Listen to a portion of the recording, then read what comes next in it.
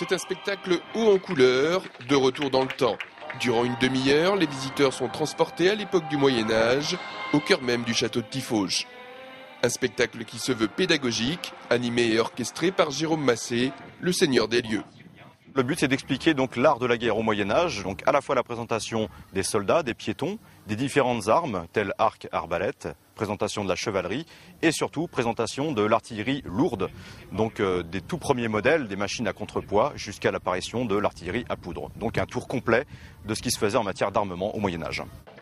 Depuis début juillet, le spectacle s'enorgueillit d'un nouveau trébuchet à roue de carrier, un engin très sophistiqué de 5 tonnes qui fait la fierté du conservatoire de Tiffauges.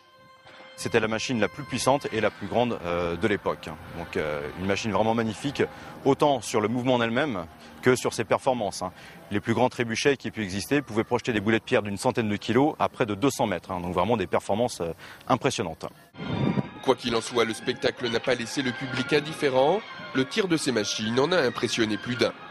On n'a pas l'habitude de les voir en état de marche comme ça, donc c'est très sympathique. On a pu assister à une expérience quand même incroyable parce que ça se voit pas partout et puis moi j'ai trouvé ça quand même très très bien. Voilà.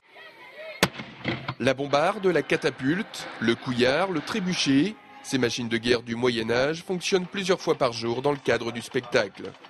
Elles font donc l'objet durant toute l'année d'un soin très particulier et d'un entretien régulier.